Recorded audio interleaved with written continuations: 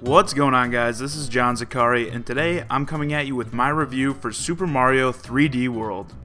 Now, because the Mario series is something I hold so near and dear, I'm going to start things off a little differently.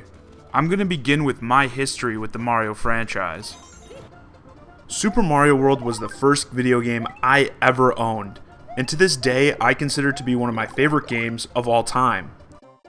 And I can still vividly remember my first time playing Mario 64.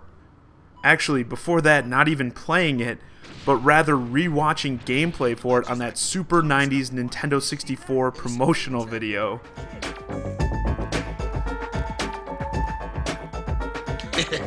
Control stick is cool. It actually allows full 360-degree control. 360, 360.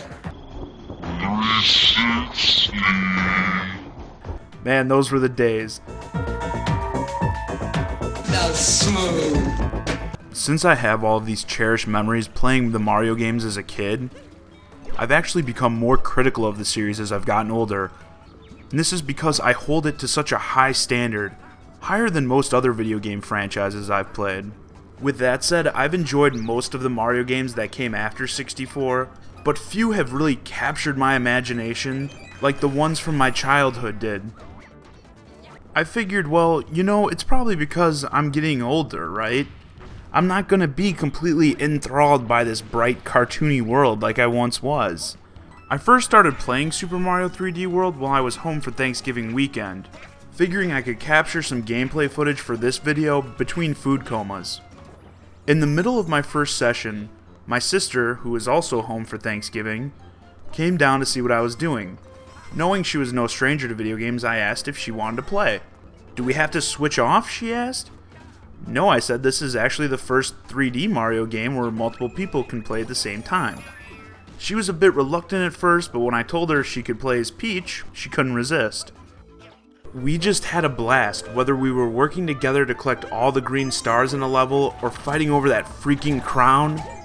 And as we entered new levels, we'd regularly find ourselves saying things like, "Wow, did you see that?" And during those moments, I can truly say, I didn't feel like a scruffy 20-something-year-old. No, for a moment, I was that young kid. The one who would sit on the floor staring up at the TV for hours on end, completely immersed in the world of Mario. Damn it, Nintendo, you've done it again. The level design in this game is nothing short of amazing. The main word I would probably use here is variety. Whether it's the look of the level or the platforming challenges found within, everything feels fresh. And sprinkling in new non-traditional Mario elements, like the Captain Toad star hunting levels and rides on Plessie, break up the standard platforming to provide even more gameplay diversity.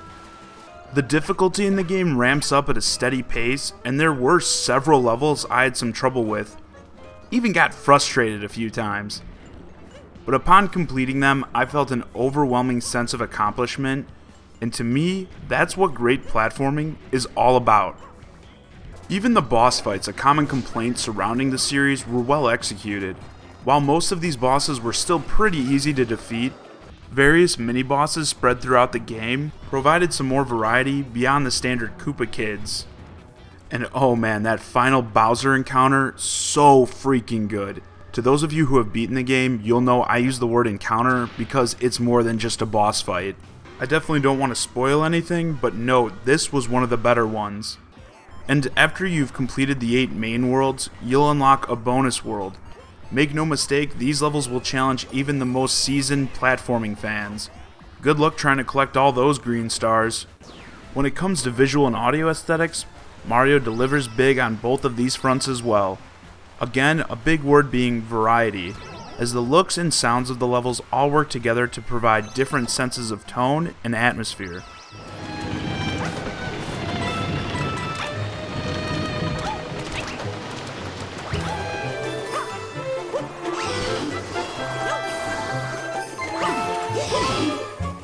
While Super Mario 3D World may seem like a perfect platformer, there's one thing about it that keeps it just shy of that for me. And this is something I've let Nintendo get away with in the past, but I feel I just can't any longer, and that's online play.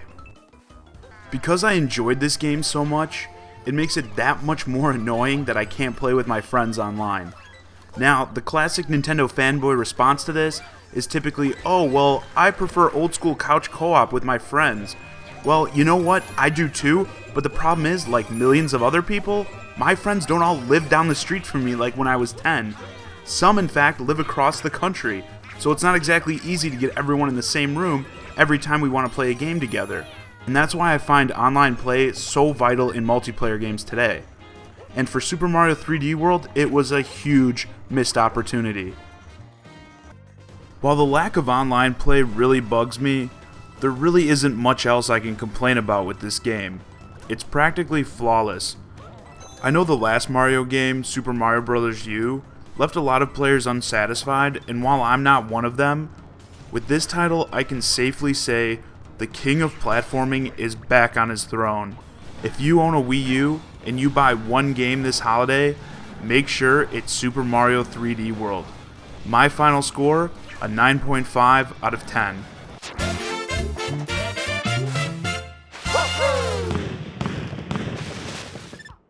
Well, that just about wraps it up for this video. If you enjoyed it, please remember to hit that like button and subscribe to my channel for future gaming videos. Also, I'd like to hear your thoughts on Super Mario 3D World in the comments. As always, I'm John Zakari, and thanks for watching. How'd you do that? Actually, it was pretty hard. We had a bunch of R&D guys with busted heads.